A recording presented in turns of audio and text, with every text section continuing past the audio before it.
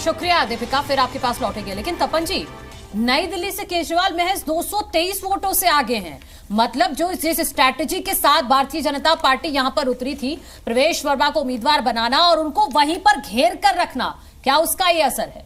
देखिए मनु, अब तो साफ लग रहा है कि मिडिल क्लास ने आम आदमी पार्टी का दामन छोड़ दिया है। आम आदमी पार्टी ने रिजेक्ट कर दिया है और कुछ जगहों पर तो कांग्रेस ने और AIMIM पार्टी ने बीजेपी की मदद की है।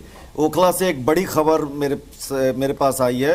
10,000 वोट से बीजेपी के कैंडिडेट मनीष चौधरी आगे चल रहे हैं। अमतुल्ला खान 10,000 वोट से पीछे है। ये कभी सीट परवेज हाशमी, जो कभी जनता दल से जीते फिर बाद में कांग्रेस में गए, 2 बार वहां से जीते, वो दिल्ली के ट्रांसपोर्ट मिनिस्टर भी रहे। तो ओखला जो यमुना नदी के किनारे है बिल्कुल। और देखिए इसमें बड़ी बात यह है कि हम ओखला की बात करें, परवेज हाशमी की बात करें, तो उनकी बेटी अरीबा खान भी इस बार चुनावी मैदान में है, लेकिन बहुत ज्यादा कुछ वहां पे अंतर उनकी मौजूदगी से नजर नहीं आया है। और अरीबा खान अभी रेस में भी नजर नहीं आ रही है, हालांकि काउंसलर रही हैं यहीं से और उनका कार्यकाल भी ठीक ठाक देखा गया है, लेकिन अभी विधायकी की रेस में पीछे नजर आ रही हैं। अमानतुल्लाह खान कंट्रोवर्शियल नाम रहा है, तो ऐसे में क्या एक बीजेपी इकलौता विकल्प निकल कर सामने आ रहा है? क्या ये बात है, या फिर वाकई में आम आदमी पार्टी से मन हटा के ये जो वर्ग है खास तौर पे वोट करता हुआ नजर आया है, ये वोट बढ़ गए हैं, ये बात है, या फिर वाकई में बीजेपी को एक विकल्प के रूप में देखा जा रहा है? तपन जी सॉरी, बिल्कुल बिल्कुल लौटेंगे, चलिए लौटेंगे। आदेश जी, ये सवाल मेरा आप ही से है, क्योंकि एक बड़ा नाम अरीबा खान भी देखी जा रही थी और कई सीटों पे आपके आदर्श शास्त्री लौटेंगे। तपन जी लौटेंगे। तपन जी इसी बात का जिक्र कर रहे थे कि परवेज हाशमी का एक लंबा कार्यकाल यहाँ पे रहा है, लेकिन बहुत ज्यादा अंतर यहाँ पे अब देखा नहीं जा रहा है अगर कांग्रेस की वजह से बोला जाए तो। आदेश जी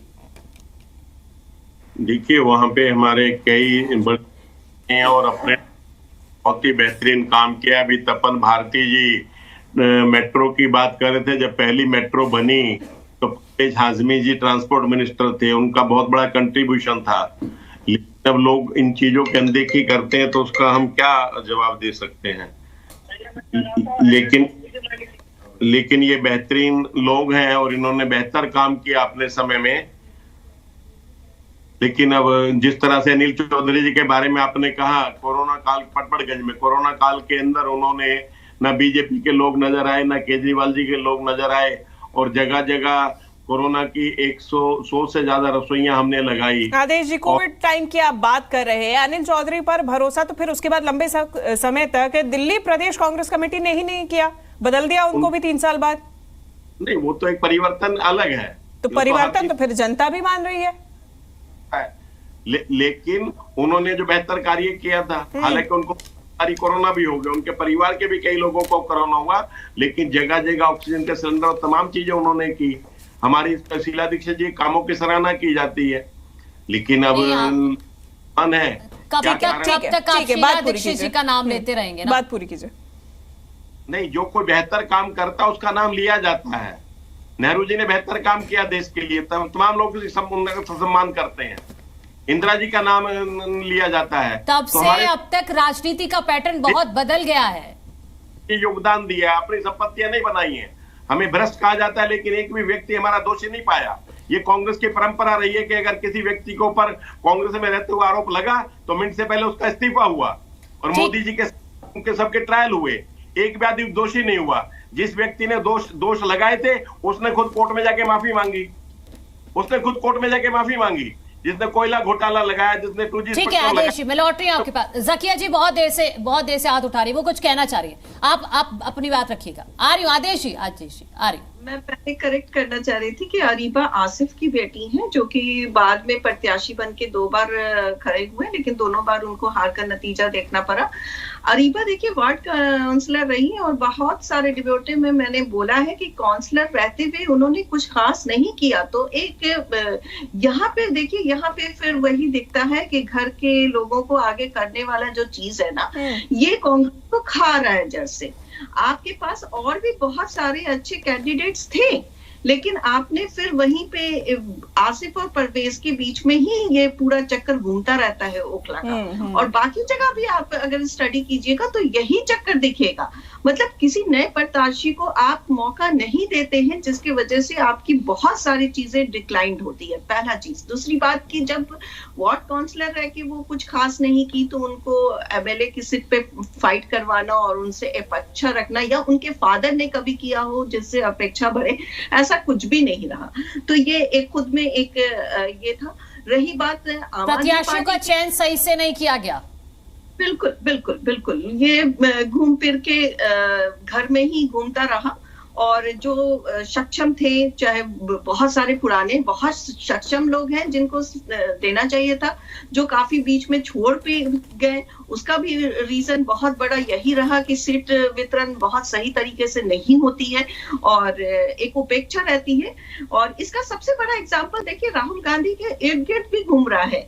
आप सिर्फ राहुल गांधी को पीएम फेस क्यों प्रोजेक्ट करते हैं? आप किसी और को कर सकते हैं ना, बहुत बड़ा चीज है। तपन जी, मैं चाहूंगी कि आप इस बात को आगे बढ़ाइएगा। वो जो जकिया जी कह रहे हैं कि कहीं ना कहीं कैंडिडेट सिलेक्शन में भी दिक्कत रही है, लेकिन इस पे मैं ना एक रिएक्शन पहले प्रशांत जी से लेना चाहूंगी, क्योंकि अगर हम कैंडिडेट सिलेक्शन की कहे, परिवारवाद का मुद्दा आम आदमी पार्टी ने भी खूब उठाया था मनु, और कहा था कि हम जो डिजर्विंग कैंडिडेट्स हैं उन्हीं को टिकट देंगे। तो फिर नरेश बालियान की पत्नी पूजा बालियान को जो टिकट दिया गया वो भी तो पीछे ही चल रही है। आप काम की बात करते हैं तो काम के नाम पे भी वोट नहीं मिला, परिवार की बात कर रहे हैं तो परिवार के नाम पे भी वोट नहीं मिलता हुआ नजर आ रहा है। उत्तम नगर सीट की मैं बात कर रही हूँ, और यहाँ पे अभी करीबन 4,500 वोट से बीजेपी कैंडिडेट पवन शर्मा आगे चल रहे हैं। प्रशांत जी देखिए, अभी मैं जैसा कि आपको बार बार कह रहा हूं कि वो आगे अभी हो सकते हैं, लेकिन ये आंकड़े एकदम उलट पलट हो जाएंगे। नहीं देखिए, हम बार बार जिक्र इसलिए भी कर रहे हैं क्योंकि आप कई राउंड्स की काउंटिंग बाकी है, ये कह रहे हैं, अब राउंड्स निपटते जा रहे हैं। प्रशांत जी जी बिल्कुल, मैं वही कह रहा हूँ कि नरेश बालियान जी ने जो है बहुत ही अच्छा काम किया है, उनकी पत्नी को टिकट दिया गया है उनके कामों के आधार पर, और उन तो पर फिर क्यों नरेश बालियान जी को ही नहीं दिया गया टिकट? दिया गया है जो कि जी, अगर बहुत अच्छा काम किया, आप सराहना कर रहे हैं, साथ है, तो फिर नरेश बालियान जी को ही क्यों नहीं टिकट दे दिया गया? देखिए, उनको परेशान किया गया, उनको जेल में जो परेशान तो अरविंद केजरीवाल, मनीष सिसोदिया, अमानतुल्लाह खान, सबको ही किया गया आपके अनुसार। निश्चित रूप से पूरी पार्टी को ही परेशान किया गया, भारतीय जनता पार्टी के किसे नहीं किया गया परेशान? सबको ही किया गया। ये तो आप सब गवाह हैं। सिंपैथी वोट भी तो नहीं मिलता दिखाई दे रहा है ना। नहीं तो अभी मैं ये कह रहा हूँ कितने राउंड हुए हैं अभी कितने राउंड हुए हैं, अभी देखना आगे आप क्या होगा, ये सारा का सारा पलट जाएगा और आम आदमी पार्टी। चलिए ठीक है जी, तपन जी अब रिएक्शन आपसे।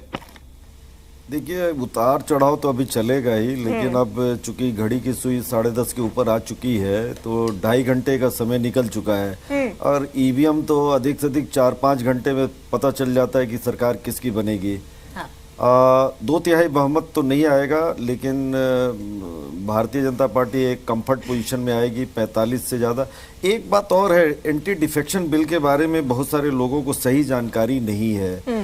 मैंने टीवी डिबेट में भी एक जगह गलत बोलते हुए सुना था कि 2/3 डिफेक्शन, 1/3 यदि विधायक यदि तैयार हो जाते हैं अलग पार्टी बनाने को तो उसको माना जाता है। मान लीजिए थोड़ी देर के लिए 28 सीटें किसी पार्टी को आ गई और वहाँ से 1/3 का मतलब हुआ 9 into 3 27 में नहीं बन रहा है, तो मतलब कि 10 जो एमएलए है उनको डिफेक्शन करना पड़ेगा।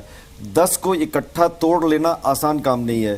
तो एंटी डिफेक्शन वाली जो बात कल आ रही थी आम आदमी पार्टी की ओर से, मुझे लगता है कि वो चलिए मतदान के बाद आया है, तो उसमें कोई बात में दम नहीं है कि कोई 10 विधायक को तोड़ना कोई आसान काम नहीं है।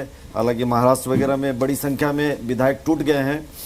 तो एक ये होगा कि 2/3 बहुमत तो फिलहाल मुझे नहीं दिखाई पड़ रहा है, लेकिन भारतीय जनता पार्टी ने अच्छा चुनाव लड़ा, बढ़िया माहौल बनाया, उसने इस तरह से घेराबंदी की, ऐसा लगा कि इलेक्शन वार छिड़ा हुआ है। इस इलेक्शन वार, इसकी चर्चा इंटरनेशनल लेवल पर भी हो रही है। मैंने कुछ अंतर्राष्ट्रीय अखबारों को भी मैं पढ़ता रहता हूँ, वहाँ भी देखा, सिंगापुर के अखबार में दिल्ली इलेक्शन का जिक्र है, अमेरिका के अखबार में भी जिक्र है।